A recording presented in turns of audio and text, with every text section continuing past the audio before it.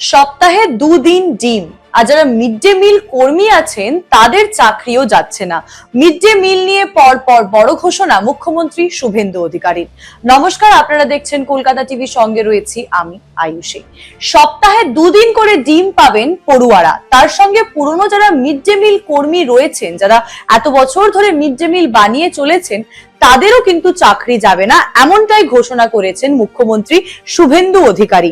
সরকারি স্কুলে mid day মিলের দায়িত্ব ইসকনকে দেওয়া হয়েছে এবং সেই দায়িত্ব ইসকনকে দেওয়া হওয়ার পরে কর্মসূচির আনুষ্ঠানিকভাবে উদ্বোধন ছিল আজকে, এবং সেই উদ্বোধন থেকে কিন্তু পরপর দুটো বড় বার্তা মুখ্যমন্ত্রী শুভেন্দু অধিকারীর। উদ্বোধনী মঞ্চ থেকে যারা সমালোচক ছিল, এতদিন ধরে যে সমালোচনা চলছিল যে যারা পড়ুয়া রয়েছে তাদের পাত থেকে ডিম সরিয়ে নেওয়া হচ্ছে, ফলে পর্যাপ্ত পরিমাণের প্রোটিন পাবেন কিনা পড়ুয়ারা, সেই নিয়ে একটা সমালোচনা হয়েছিল। সেই সমালোচকদের তরফে কিন্তু ফের কটাক্ষ করলেন শুভেন্দু অধিকারী এবং জানালেন যে যারা এতদিন ধরে ডিম ডিম করে মিছিল করছিল তাদের এখন আর দেখা মিলবে না, কারণ তিনি আনুষ্ঠানিকভাবে জানিয়ে দিয়েছেন যে সপ্তাহে দুদিন করে মিড ডে মিলে কিন্তু ডিম থাকছে। তাছাড়া তিনি জানিয়েছেন যে সপ্তাহের বাকি 5 দিন পড়ুয়াদের পাতে খাবার তুলবে ইসকন, আর যে দুদিন ডিম হবে সে দুদিন ডিম রান্না করবে স্বনির্ভর গোষ্ঠী, এবং স্বনির্ভর গোষ্ঠীর মাধ্যমেই কিন্তু ডিম পৌঁছে যাবে পড়ুয়াদের পাতে। রাজ্যের তরফে প্রতি সপ্তাহে 2 দিন পড়ুয়াদের আলাদা করে ডিম খাওয়ানো হবে বলেই কিন্তু জানিয়েছেন মুখ্যমন্ত্রী। তাছাড়া তিনি জানিয়েছেন যে মিড ডে মিল কর্মী যারা রয়েছেন তাদেরও কিন্তু চাকরি যাবে না।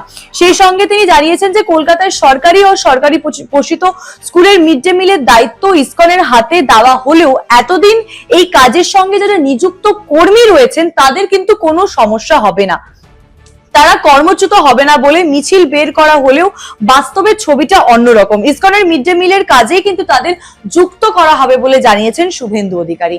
এবার প্রশ্ন উঠছে, এই যে নতুন দায়িত্ব পেয়েছে ISKCON, mid day meal ISKCON রান্না করে পড়ুয়াদেরকে খাওয়াবে, সেই মিলে বা সেই মেনুতে কি কি থাকছে তাও জানিয়ে রাখবো আপনাদের।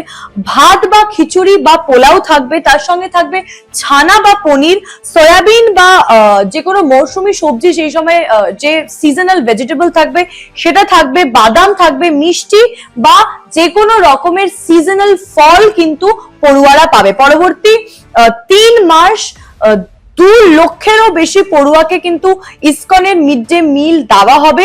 এরই মধ্যে মুখ্যমন্ত্রী জানিয়েছেন যে প্রাথমিকভাবে কলকাতার 500টি স্কুলের মধ্যে প্রায় 44,000 পড়ুয়া রয়েছে ওই 500টি স্কুল, এবং সেই 500টি স্কুলেই কিন্তু মিড ডে মিলের ব্যবস্থা শুরু হবে।